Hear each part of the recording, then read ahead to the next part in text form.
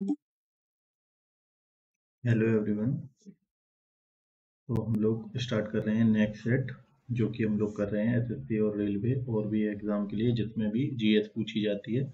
उसमें सारी previous year question जो है वो हम लोग डिस्कस कर रहे हैं। तो स्टार्ट करते हैं। आज के सेट में कौन कौन से क्वेश्चन हैं। तो क्वेश्चन नंबर फर्स्ट क्या है? क्वेश्चन नंबर फर्स्ट है, Malik Kafur was able to able able general of which of the following सुल्तान।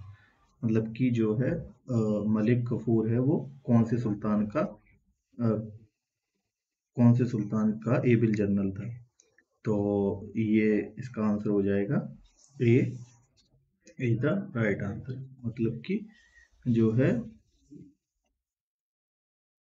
हाँ, ये Alauddin Khilji is the right answer. ठीक है।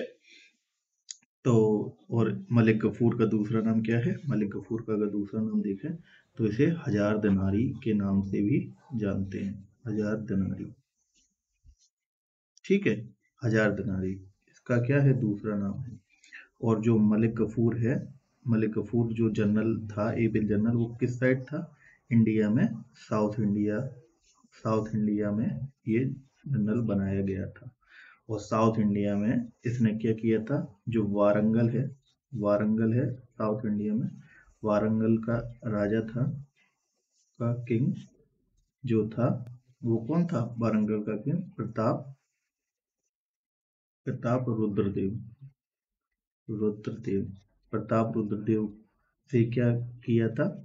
इससे इसने जो कोहिनूर डायमंड है, कोहिनूर हीरा है, वो इससे जीत के और किसे दे दिया था? अलाउद्दीन खिलजी को। ठीक है, अलाउद्दीन खिलजी।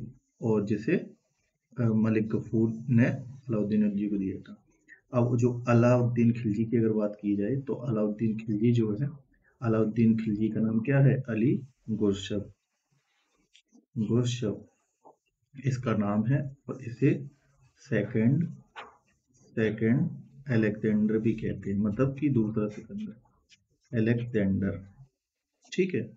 और जो अलाउद्दीन खिलजी है, इसने मार्केट रिफॉर्म भी किए थे, जिसमें कि साने साने मंडी की जो है वो, साने मंडी की क्या की थी? पोस्ट तैयार की थी। और जो इसने चेहरा सिस्टम,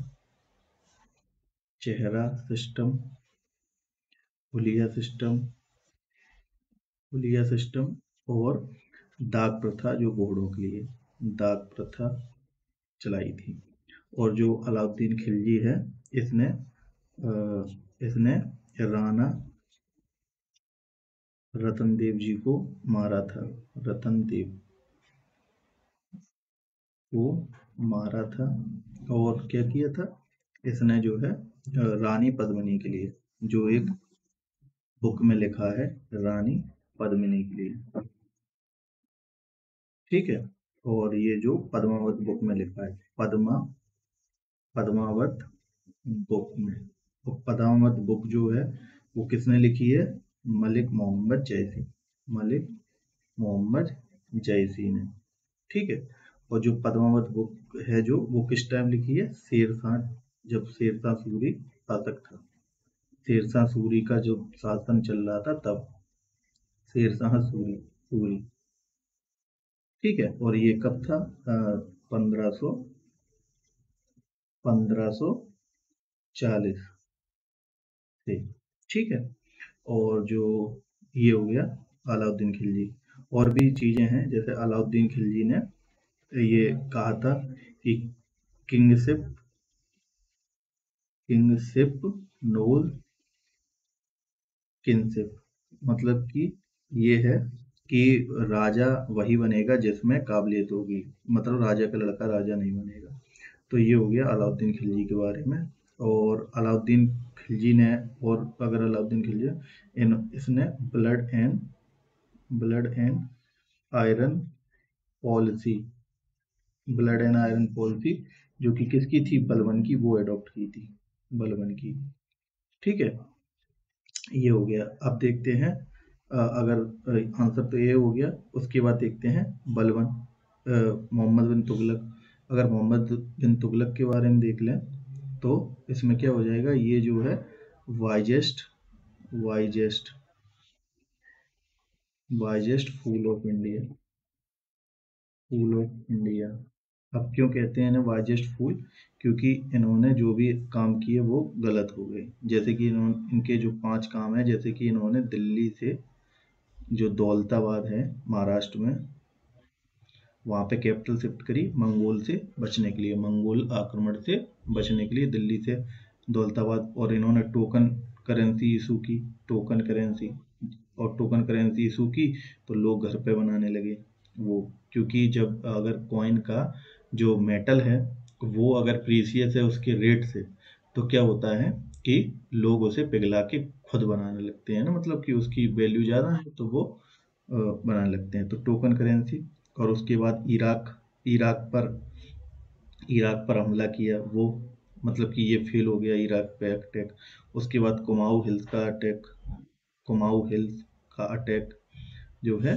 तो ये सारे काम जो है, इसकी वजह से इन्हें क्या कहा जाता है, वाइजेस्ट फूलू। मतलब बहुत होशियार था तब भी इसने गलत काम किए।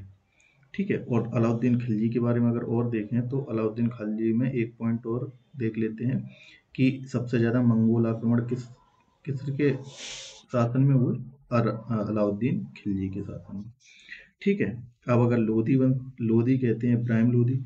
इब्राहिम लोधी के अगर बारे में देखते हैं तो इब्राहिम लोधी जो है, इसने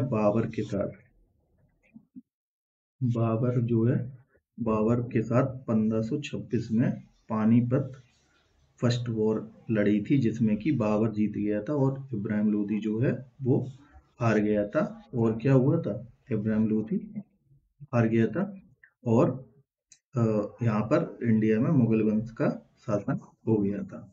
अगर बलबन की बात करें तो बलबन की अगर बात करते हैं तो बलबन जो है 1266 में ये क्या है, ये गुलाम वंश का शासक बना। और इन्होंने सबसे पहले क्या, चालीसा जो ग्रुप है, चालीसा ग्रुप वो ख़त्म किया। उसके बाद इसने सिजदा एंड पेवोस की दो प्रथाएं लागू की, मतलब कि सलाम करना आके और पैर चूमना। और उसके बाद इसने बलबन ने और क्या किया, बलबन एक तो पहली बात तो गुलाम था ये, इस वजह से इसने चालीसा, क्योंकि चालीसा ग्रुप में पहले शामिल था बलबन, तो इसने आके चालीसा ग्रुप की चीज़ें जानता था कि ये किस तरीके से काम करते हैं, क्योंकि इस वजह से उसने चालीसा ग्रुप को तो ख़त्म कर दिया। उसके बाद जो बलबन है, बलबन ने अपने आप को नियामत खुदाई और जिले इलाई, नियामत खुदाई और जिले इलाई कहा, मतलब कि शेडो ऑफ द गॉड, मतलब कि खुद जो है गॉड की परछाई है। इसी वजह से सजदा और पैबोस की प्रथा। और इसने ब्लड एंड आयरन पॉलिसी अपनाई, ब्लड एंड आयरन पॉलिसी अपनाई। और बलबन जो है 1288 में, जो 1288 में ये मर गया। ये अपने, इसका लड़का जो है वो मर गया था, उसके उससे ये परेशान होके इसकी भी डेथ हो गई। और जो बलबन है, और ठीक है, तो बलबन ने भी काफ़ी साल शासन किया, 1266 से 1288 तक। उसके बाद केकूमर्स, ये फिर ममूलक वंश खत्म हो गया। चलो नेक्स्ट देखते हैं। Underwriting refers to underwriting refers to underwriting का मतलब क्या होता है? अंडर राइटिंग जैसे कि ब्रोकरेज, मतलब कि अगर कोई कंपनी है अगर वो अपने शेयर मार्केट में शेयर इशू करती है, शेयर इशू किया, तो शेयर इशू करने पे क्या हुआ कि जितने भी ये शेयर इशू करेगी, मान लो 100% में से लगभग उसके बायर 90% हो जाने चाहिए, मतलब कि लेने के लिए तैयार होना चाहिए, तभी वो कंपनी शेयर इशू कर सकती है। तो ये चीज़ तो पता नहीं रहती है, क्योंकि कि कितने लोग तैयार हैं मेरे शेयर लेने के लिए। तो इसके लिए इसका सहारा लिया जाता है अंडर राइटिंग का। तो अंडर राइटिंग जो है वो ये पता करता है कितने लोग लेंगे, अगर नहीं लेंगे तो वो खुद ले लेता है। तो जो underwriting refers to the क्या है, an act of the insuring risk, मतलब कि जोखिम बीमा के कार, मतलब कि जोखिम है ना इसमें, कि पता ही नहीं चल रहा है, तो अगर नहीं बिके तो वो खुद ले लेगा। और इसमें जो ब्रेकर है, ये परसेंटेज लेता है, शेयर्स में परसेंट लेता है। ठीक है, तो इसमें बहुत फायदा है। तो T is the right answer. Next देखते हैं, hydrogen ion concentration of this solution is measured using A. 1 billion की हाइड्रोजन आयन सांद्रता को किसका उपयोग करके मापा जाता है? तो 1 बिलियन हाइड्रोजन की ये नाम मापा जाता है पीएच मीटर। मतलब कि पीएच मीटर ही तो है हाइड्रोजन की, हाइड्रोजन आयन की कंसंट्रेशन नापने के लिए, क्योंकि पीएच का मतलब क्या है? Potence of hydrogen, hydrogen. ठीक है, पीएच मीटर। और पीएच मीटर की स्केल कितनी होती है? पीएच मीटर की स्केल 0 to 14। 14 उसमें क्या होता है? 7 पे क्या होता है? न्यूट्रल। न्यूट्रल मतलब कि पीएच, जैसे कि वाटर की पीएच कितनी होती है? वाटर की पीएच 7 होगी। उसके बाद ये इस साइड एसिडिक होगा और इस साइड बेसिक होगा, मतलब कि इस साइड अम्ल और इस साइड क्षार। ठीक है, जैसे कि अगर 10, एक ये क्वेश्चन पूछा, 10 मिल्क ऑफ मैग्नीशिया MgOH को वोल्टवाइज जो है उसकी क्या होती है? पीएच 10, मतलब कि ये क्षारीय सोल्यूशन है। एसिडिक में जैसे कि HCl है, H2SO4, इनकी पीएच 1-2 के करीब होती है H2SO4। जैसे कि HCl की पीएच 1.3 जो अपने पेट में होता है ना, एसिटिक एसिड स्टमक में, और जो ऑक्जेंटिक सेल से निकलता है उसमें क्या होता है? HCl 1.3 से 1.5 एसिडिटी का होता है। तो इस साइड एसिडिक मीडियम है और 7 पर न्यूट्रल, इधर 10। तो ये हो गया क्या? PH meter. और हाइड्रोमीटर क्या है? हाइड्रोमीटर वाटर की डेंसिटी नापने के लिए, डेंसिटी को अगर मापना है तो क्या करेंगे? हाइड्रोमीटर को। और हाइड्रोमीटर डेंसिटी को नापता है। डेंसिटी क्या होती है? मास पर यूनिट वॉल्यूम, मतलब कि एक कितना मास है एक यूनिट वॉल्यूम। ठीक है, और जो है उसके बाद पीएच मीटर ये हो गया, हाइड्रोमीटर का हो गया। और बैरोमीटर क्या नापता है? वायु दाब, मतलब कि वायु दाब मापता है, वायु दाब। ठीक है, वायु दाब नापता है। और जो एयर प्रेशर है, एयर प्रेशर है, इसकी खोज किसने की थी? टॉरी सेली ने, टॉरी सेली ने। ठीक है, और जो थर्मोमीटर है ये टेम्परेचर मापने के लिए होता है, ये सभी पता है। और जो हम लोग यूज करते हैं वो मरकरी मरकरी थर्मोमीटर यूज करते हैं, जिसमें कि क्या? मरकरी भरी होती है। और मरकरी का जो फ्रीजिंग पॉइंट कितना होता है? फ्रीजिंग पॉइंट, फ्रीजिंग पॉइंट जो है मरकरी का कितना होता है? -39 डिग्री सेंटीग्रेड। और मरकरी की कंजप्शन से मिनीमाटा डिजीज भी हो जाती है। ठीक है, और देखें अगर जो वाटर है, वाटर की डेंसिटी अगर देखें तो वाटर की डेंसिटी 4 डिग्री सेंटीग्रेड पर सबसे ज़्यादा होती है। ठीक है, और जो वाटर है, जैसे H2O वाटर है, ऐसे ही भारी जल का फार्मूला क्या होता है? भारी जल का फार्मूला होता है D2O, मतलब ड्यूटेरियम डाई ऑक्साइड। क्योंकि हाइड्रोजन के जो समस्थानिक होते हैं वो क्या होते हैं? 1H1, 1H2 और 1H3, मतलब कि प्रोटियम, ड्यूटेरियम एंड ट्राइटियम। ठीक, ये 3 क्या होते हैं? समस्थानिक होते हैं। समस्थानिक मतलब कि जिनके परमाणु क्रमांक समान हो, और संभारिक जिनके परमाणु भार जो है वो समान हो। ठीक है, उन्हें संभारिक कहते हैं। और समन्यूट्रॉनिक जिनमें प्रोटॉन और मतलब कि एटॉमिक नंबर और एटॉमिक वेट से घटा के क्या आता है? न्यूट्रॉन संख्या। तो न्यूट्रॉनिक संख्या बराबर हो उन्हें क्या कहते हैं? उन्हें क्या कहते हैं? समन्यूट्रॉनिक। ठीक है, तो ये तो होगी उसकी डेफिनेशन। और बैरोमीटर के बारे में अगर और हम लोग देखें कि अगर बैरोमीटर की अगर रीडिंग की बात करें, बैरोमीटर की रीडिंग के बारे में बात करें, तो अगर एकदम से नीचे आ रही है रीडिंग तो क्या? स्टॉर्म आने वाला है। स्टॉर्म यानी कि तूफान, तूफान। और अगर धीरे धीरे नीचे आ रही है तो क्या? रेनफॉल होने वाली है, रेनफॉल। और अगर धीरे धीरे ऊपर जा रही है तो मतलब क्लियर स्काई है, क्लियर स्काई है। और जो स्काई है, स्काई का अगर कलर देखा जाए, जो ब्लू होता है, ब्लू कलर होता है ना स्काई का, वो क्यों होता है? स्कैटरिंग ऑफ लाइट के कारण। स्कैटरिंग ऑफ लाइट के कारण। और स्कैटरिंग ऑफ लाइट जो है वो किसने दिया था? रमन ने, डॉक्टर रमन ने। और स्कैटरिंग क्या होती है? सिंगल कलर फार्मूला, जैसे कि blue colour of the sky और blue colour of the ocean, ये क्या है? सारे स्कैटरिंग ऑफ लाइट, प्रकीर्णन शायद इसे कहते हैं हिंदी में। नेक्स्ट देखते हैं। नेक्स्ट नेक्स्ट देखते हैं। नेक्स्ट क्या है? The plant cocoa, the plant from which cocoa and chocolate obtained is. मतलब कि जो प्लांट कोकोआ और चॉकलेट कहाँ से प्राप्त होता है, चॉकलेट कहाँ से प्राप्त होता है, ये चीज़ देखा गया। तो ये जो होते हैं ये स्मॉल ट्री होते हैं, तो छोटे पेड़ होते हैं। क्योंकि इसमें अगर देखा जाए स्मॉल ट्री का मतलब क्या हुआ कि ये पाए जाते हैं कौन से एरिया में? कोकोआ चॉकलेट सब ट्रॉपिकल रीजन, सब ट्रॉपिकल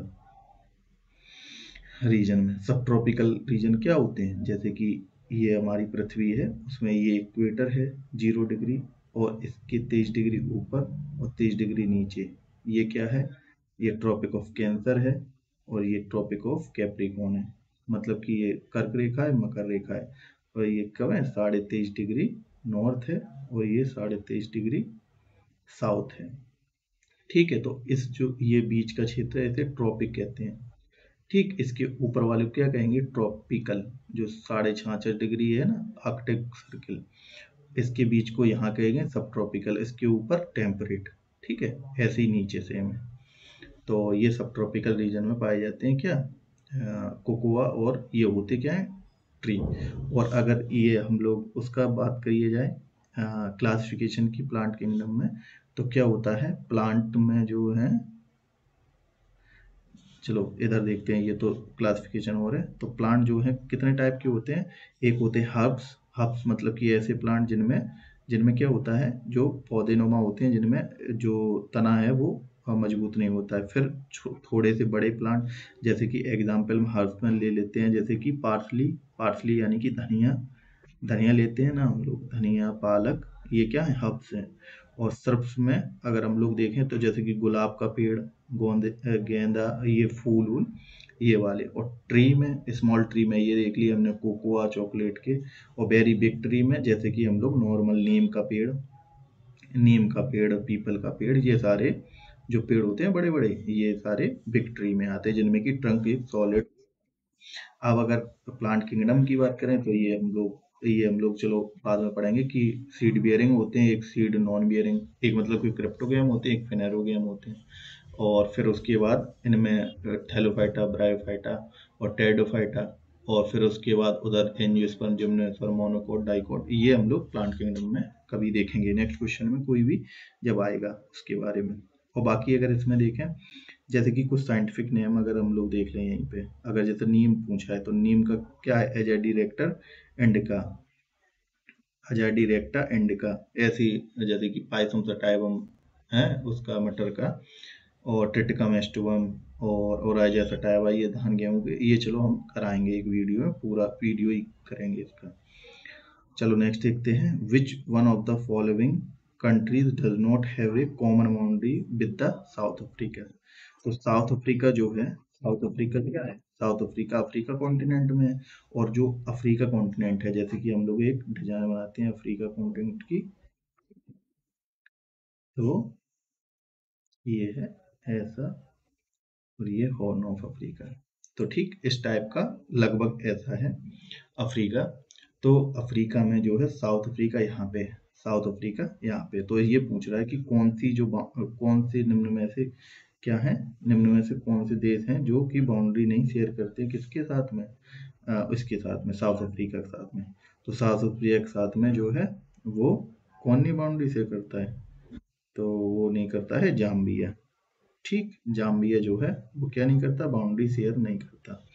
ठीक है, क्योंकि नमीबिया यहाँ है शायद, नमीबिया, बोत्सवाना है, और फिर यहाँ पे जिम्बाब्वे है। जिम्बाब्वे के बाद यहाँ पे क्या है?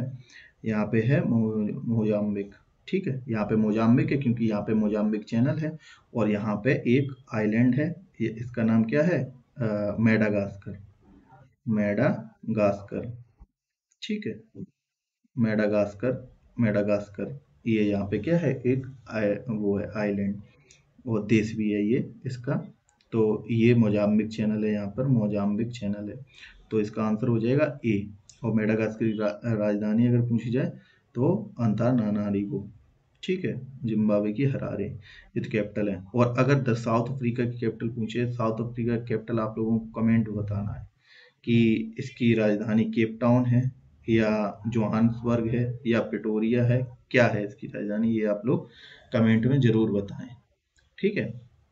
और जो अगर साउथ अफ्रीका की बात करें तो साउथ अफ्रीका में दो जो हैं, जो क्या है, लैंडलॉक कंट्री हैं, लैंडलॉक कंट्री हैं, लैंडलॉक कंट्री। अब लैंडलॉक कंट्री क्या होते हैं, जो कि चारों तरफ जमीन से घिरे हैं, मतलब कि कोई भी वाटर बॉडी नहीं। तो इसमें एक लोसोथो है और एक स्वाजीलैंड है, स्वाजी लैंड। तो ये क्या है, ये इसके अंदर कंट्री है, जैसे कि साउथ अफ्रीका के अंदर ही कंट्री है। और जो साउथ अफ्रीका में एक पर्वत है, कौन सा, ड्रेकन्सबर्ग, ड्रेकन्स ड्रेकन्सबर्ग पर्वत है।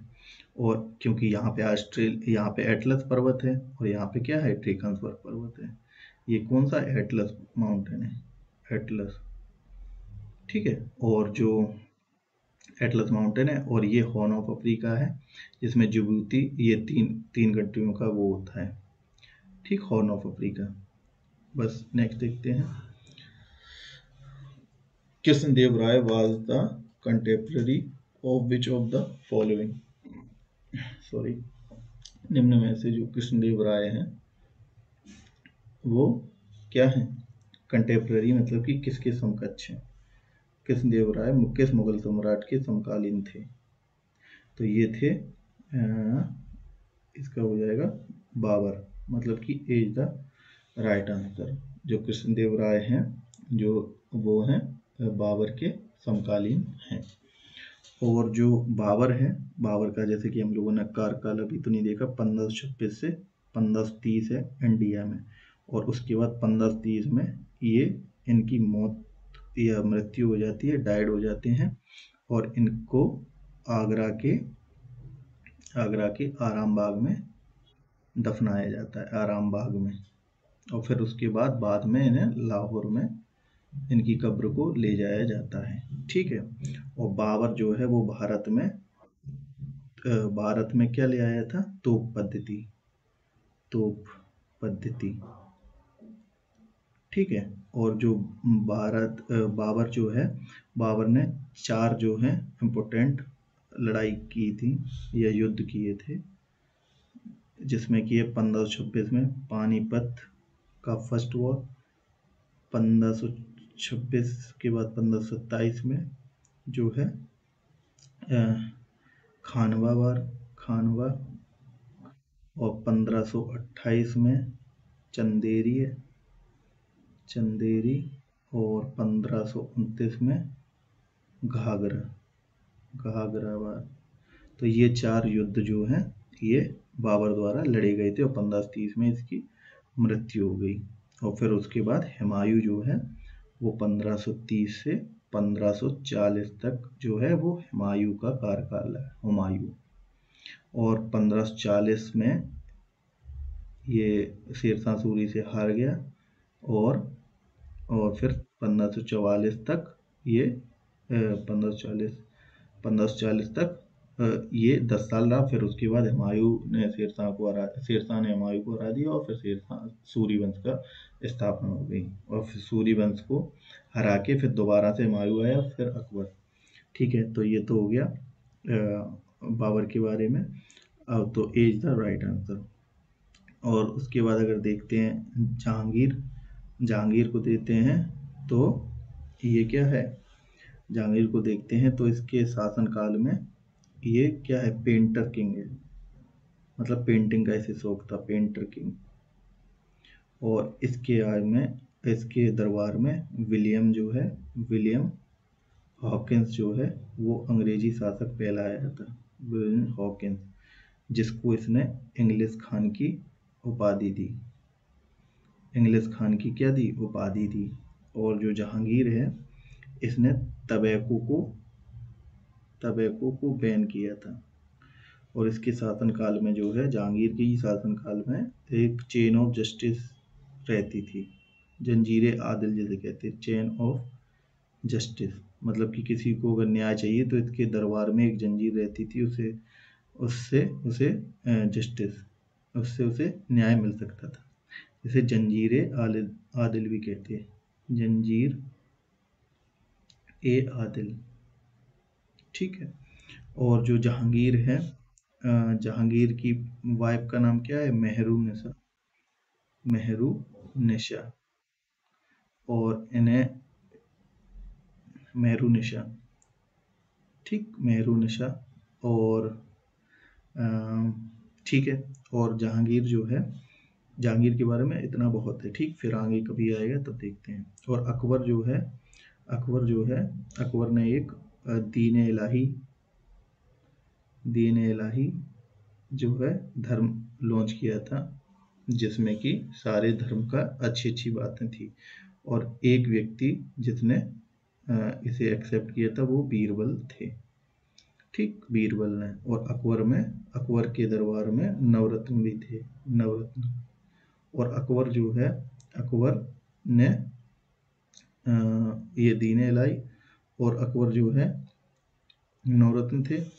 और ठीक है, अकबर के बारे में इतना बहुत है। फिर देखते हैं next, which of the following is morning राग ऑफ द म्यूजिक, मतलब इनमें में से कौन सा जो है वो मॉर्निंग राग है? मॉर्निंग राग है। वीडियो बहुत लंबा हो रहा है, इस वजह से स्किप कर रहा हूँ मैं। मॉर्निंग राग इन द म्यूजिक, तो ये होगा भैरवी ए, क्योंकि आप लोग देखते हो नहीं, देखते हैं। तारीके शेरशाही बुक वाज रिटन बाई, तारीके शेरशाही जो है वो किसके द्वारा लिखी गई थी? तो तारीके शेरशाही बुक अबू फजल के द्वारा लिखी गई थी, अबू फजल के द्वारा लिखी गई थी। और अबू फजल ने ही अकबरनामा भी लिखा था, अकबरनामा, ठीक है। और जो, ठीक है, तो is the right answer. Next देखते हैं, अबुल फजल ने तो अकबरनामा लिखा था, तारीख शेरशाही लिखा था।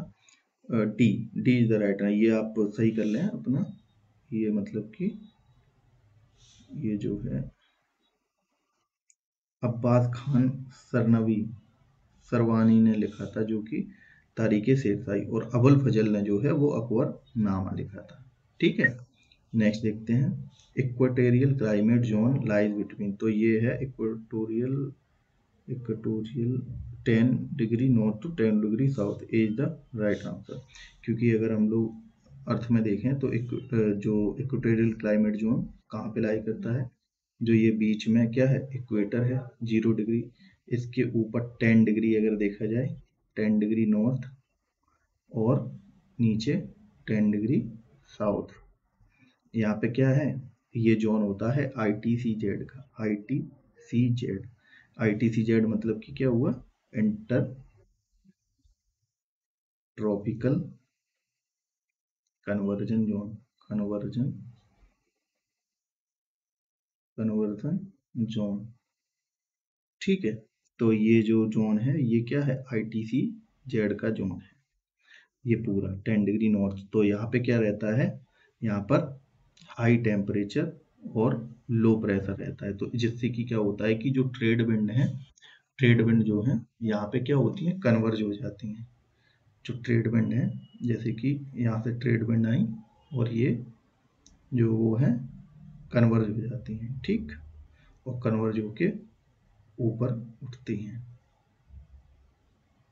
हाँ, तो इस जोन को, इतने ही जोन को क्या कहते हैं, इक्वेटोरियल क्लाइमेट जोन। और इसको डोल्ड्रम वाला पार्ट भी कहते हैं, डोल्ड्रम, ठीक, डोल्ड्रम। और यहाँ पे क्या होता है, यहाँ पे जो ट्रेड विंड है, ट्रेड विंड मतलब व्यापारिक परने पर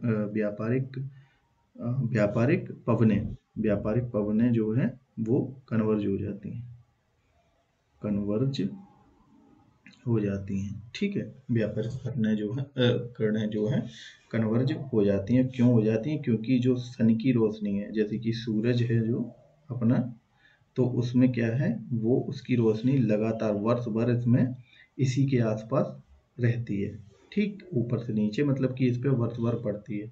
इस वजह से क्या होता है, यहाँ का टेम्परेचर जो है वो हाई टेम्परेचर हो जाता है, और क्या हो जाता है, लो प्रेशर हो जाता है। यहाँ पे हाई टेम्परेचर और लो प्रेशर हो जाता है। और फिर उसके ऊपर अगर देखा जाए तो यहाँ पे ये सब ट्रॉपिकल वाला पार्ट आ जाएगा, और यहाँ पर टेम्परेट वाला पार्ट आ जाएगा।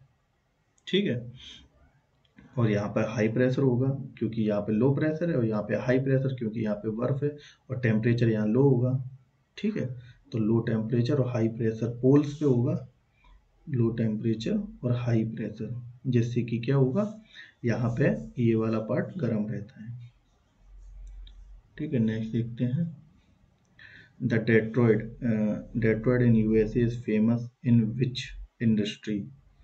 तो ये ऑटोमोबाइल के लिए, ये सभी सबको ही पता है, डेट्रॉयट जो कि यूएसए में है, वो ऑटोमोबाइल मोबाइल के लिए सबसे ज़्यादा फेमस है। और जो ऑटोमोबाइल हैं, ऑटोमोबाइल इंडस्ट्री, और ये कहाँ पे है, ईस्ट यूएसए में पड़ते हैं। ठीक, मतलब कि पूर्वी यूएसए में है ये डेट्रॉयट जो है, वहाँ पे पूर्वी यूएसए में है।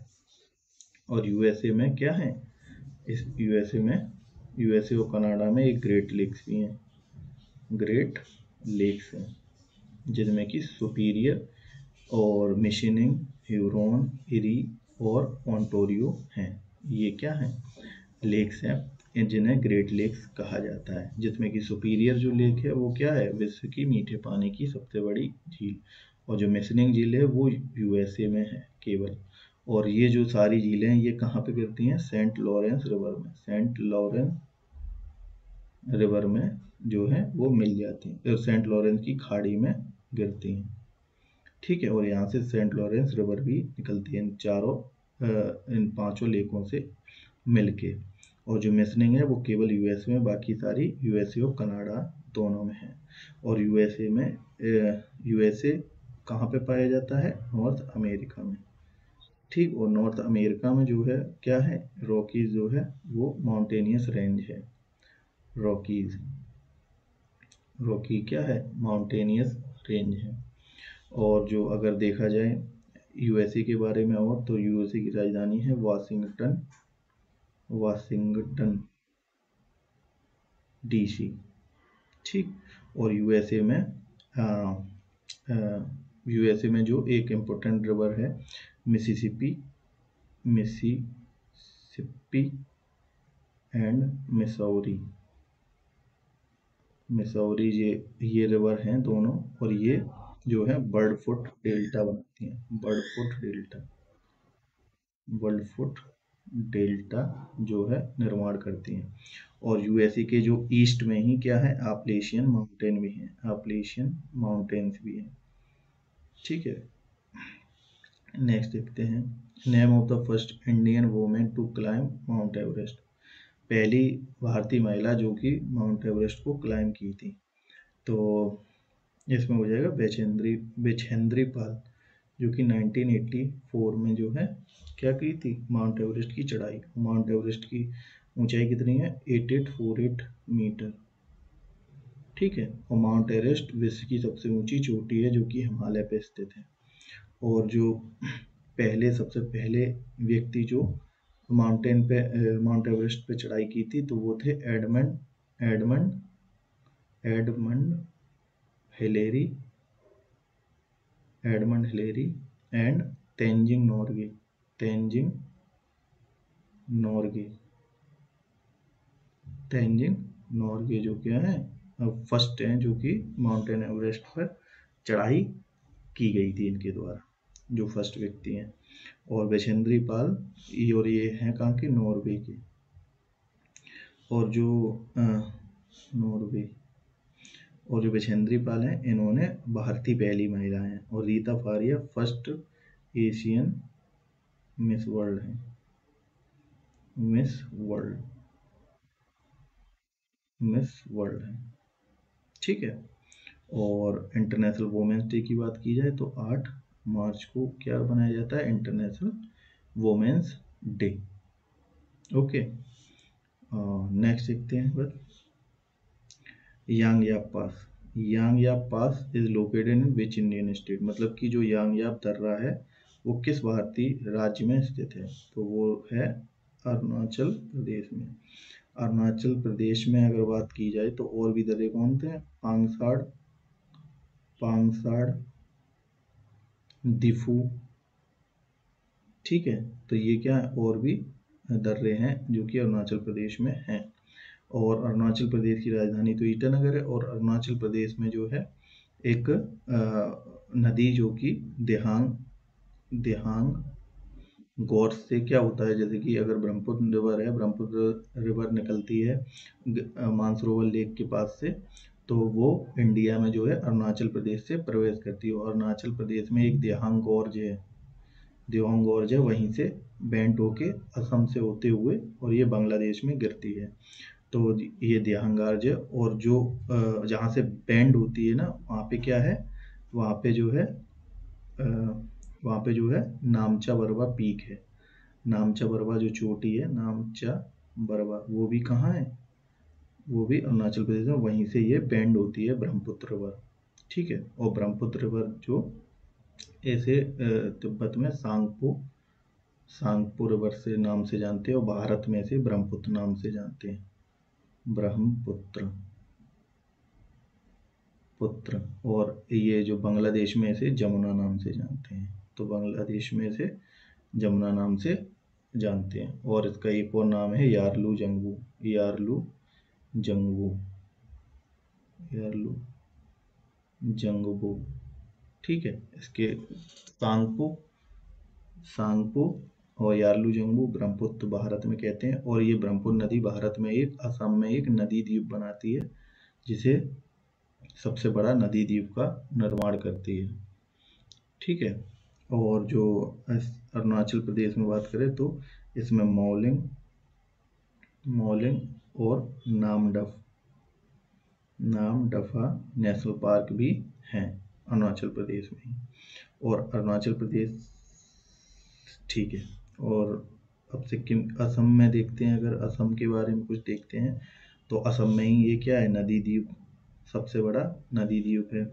और जो असम है, असम की राजधानी दिसपुर। और असम जो है असम में नामेरी नेशनल पार्क कौन कौन से, नामेरी, ओरांग, डिब्रू साइखोप, डिब्रू साइखोप, मनास,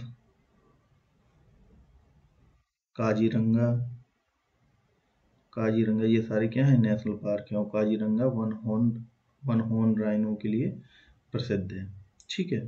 और असम में अगर, असम के बारे में ठीक है, इतना बहुत है। सिक्किम जो है, सिक्किम जो है वो अपना 36 कंट्री जो है 36 अमेंडमेंट एक्ट 1975 के द्वारा बनाया गया था। और सिक्किम जो है, सिक्किम, सिक्किम में एक जेमू ग्लेशियर भी है, जेमू ग्लेशियर, जिससे कि तीस्ता रिवर एक जो है, तीस्ता रिवर जो कि ब्रह्मपुत्र की ट्रिब्यूटरी है, वो सिक्किम के जेमू ग्लेशियर से होके आती है। और जो सिक्किम है, इसमें एक गुरु, गुरु डोंगमार लेक भी है, गुरु डोंगमार लेक भी है, लेक है। और जो सिक्किम है, पहली ओपन, पहली ऑर्गेनिक स्टेट भी है, ऑर्गेनिक स्टेट है, ठीक है। और ठीक, सिक्किम के बारे में बहुत हो गया। और त्रिपुरा है, त्रिपुरा में एक clouded, clouded leopard national park भी है, किसमें, त्रिपुरा में। और त्रिपुरा से कर्क रेखा भी होके जाती है। और त्रिपुरा की राजधानी अगरतला है। और त्रिपुरा एक ही स्टेट है जो कि बांग्लादेश से चारों तरफ से, बांग्लादेश से चारों तरफ से घिरी हुई स्टेट है। और जो बांग्लादेश है, बांग्लादेश इंडिया के साथ 4096 किलोमीटर का बॉर्डर शेयर करती है, जो कि सारे इंटरनेशनल बॉर्डर में सबसे ज़्यादा है, ठीक है। और भारत में बॉर्डर स्टेट कौन सी है, बॉर्डर लगाने वाली कंट्री कौन सी, बांग्लादेश, चाइना, और ये अफगानिस्तान, पाकिस्तान, और म्यांमार, भूटान और नेपाल, ये सारी क्या हैं, कंट्रियाँ हैं। नेक्स्ट देखते हैं। What the symbol of the world wild life fund. World wild life fund जो है उसका क्या सिंबल है, ये पूछा जा रहा है।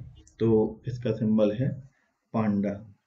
ठीक, वर्ल्ड वाइल्ड लाइफ फंड का वो क्या है, पांडा।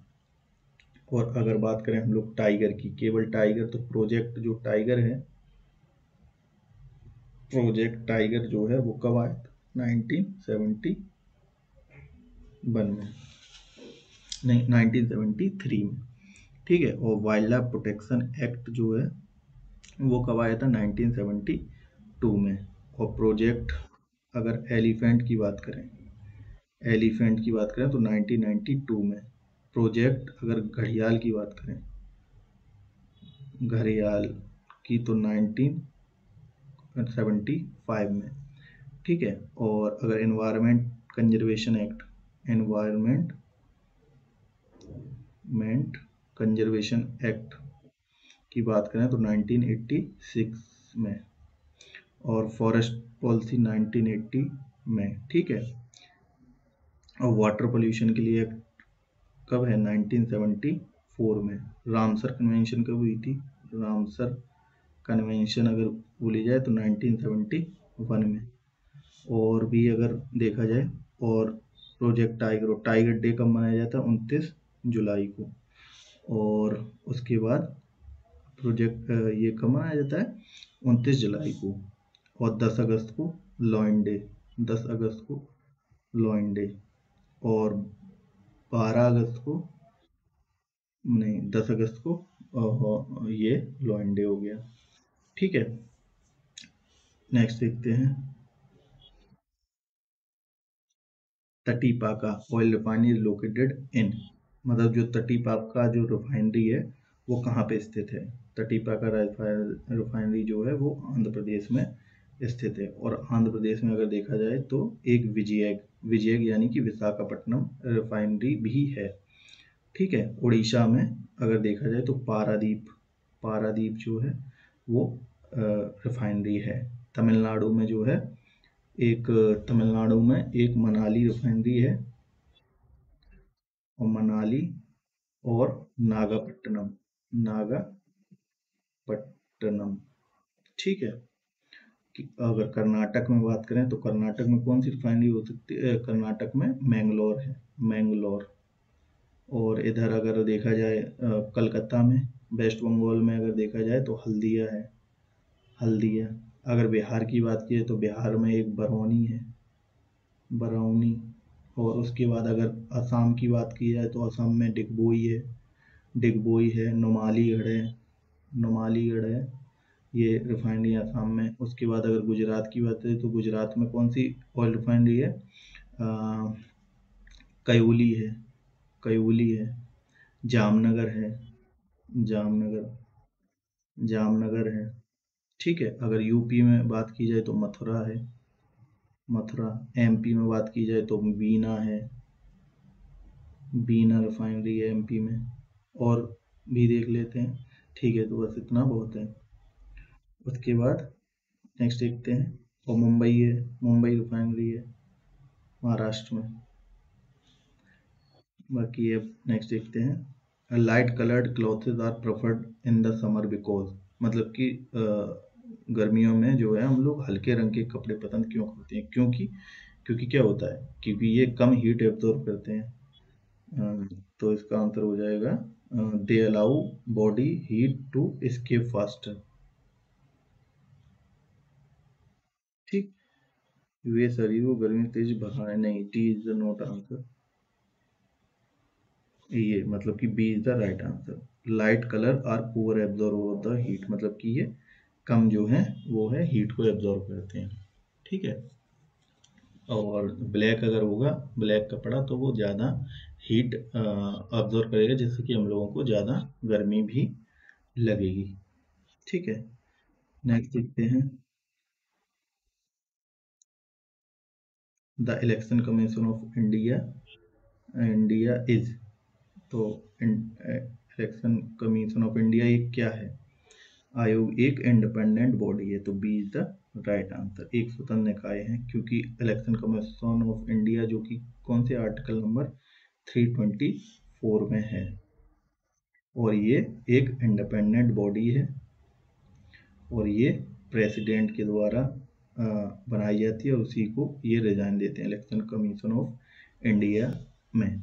ठीक है, और इनका जो कार्यकाल होता है वो 6 ईयर होता है, या 65 ईयर, जो भी पहले हो जाए। और अगर इलेक्शन कमीशन ऑफ इंडिया की ही बात करें तो इसमें एक इलेक्शन कमिश्नर होता है, एक चीफ इलेक्शन कमिश्नर होता है, और 2 इलेक्शनर कमिश्नर होते हैं। ठीक, जैसे कि अभी राजीव कुमार हैं, ठीक है। और ये एक इंडिपेंडेंट बॉडी है। और जो आर्टिकल, और इसके article election commission of India के अगर आर्टिकल देगा तो 324 से 329 तक ये क्या है, इसके आर्टिकल हैं। और 326 आर्टिकल में क्या दिया गया है, वोटिंग राइट के बारे में बताया गया है। और वोटिंग राइट क्या है, वोटिंग राइट एक कॉन्स्टिट्यूशनल राइट है। और इसमें क्या है कि जो 18 और 18 प्लस वाला वोट दे सकता है, जैसे कि क्या कहते हैं, यूनिवर्सल एडल्ट फ्रेंचाइज या यूनिवर्सल एडल्ट सफरेज। और जो पहले एज थी वोटिंग की 21 ईयर, और अब हो गई है 18 ईयर। तो ये कब हुआ था, ये हुआ था 61st अमेंडमेंट एक्ट 1988-89 में जो है क्या हुआ था, ये अमेंडमेंट हुई थी, जिससे कि वोटिंग एज 21 से 18 कर दी गई थी। ठीक है, तो ये हो गया इलेक्शन कमीशन के बारे में। नेक्स्ट देखते हैं। ठीक है, नेक्स्ट देखते हैं, name of the cooperative society that provide the housing loan facility. मतलब कि उस सहकारी समिति का नाम जो उचित दर पर गृह निर्माण सुविधा के लिए ऋण प्रदान करता है, लोन देता है जो। तो इसका सीधा सा आंसर हो जाएगा हाउसिंग कोऑपरेटिव्स। और एक रेसिडेंट के लिए इंडेक्स होता है रेजिडेक्स। ठीक है, चलो नेक्स्ट देखते हैं। Miss Florence Nightingale was associated with, जो फ्लोरेंस नाइटिंगेल हैं वो किस युद्ध के साथ विश्वस्त हैं, तो ये है क्रेमियन वॉर, मतलब कि सी इज द राइट आंसर। ठीक, और फ्लोरेंस नाइटिंगेल जो हैं इन्हें क्या कहते हैं, lady with the lamp, lady with lamp. तो इन्होंने इसमें घायल लोगों का इलाज करने के लिए अच्छी भूमिका निभाई थी, इस वजह से ये एसोसिएटेड है lady with the lamp. Which Delhi Sultan restored the price and control reasoning. तो ये हम लोगों ने प्राइस एंड कंट्रोल देख ही लिया, अलाउद्दीन खिलजी होगा कि जो कीमत नियंत्रण और राशन, क्योंकि मार्केट कंट्रोल सिस्टम में थाने मंडी और ये चीज़ें कराई थी। और बहलोल लोधी क्या है, लोधी वंश के संस्थापक हैं, और ये पहली अफगानिस्तान से आई क्या है, अफगान डायनेस्टी है, अफगान डायनेस्टी है। ठीक है, और मोहम्मद बिन तुगलक के बारे में देख लिया, बलबन के बारे में देख लिया।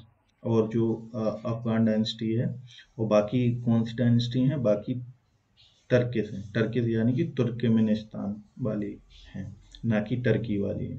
ठीक है, और जो बहलोल लोधी हैं, इसके बाद लोधी वंश के, इसमें एक इब्राहिम लोधी थे जिससे कि बाबर ने लड़ाई की थी, और क्या पानीपत का प्रथम बार 1526, और मुगल वंश की स्थापना कर दी थी। नेक्स्ट देखते हैं, when was the first all Indian postage stamp issued.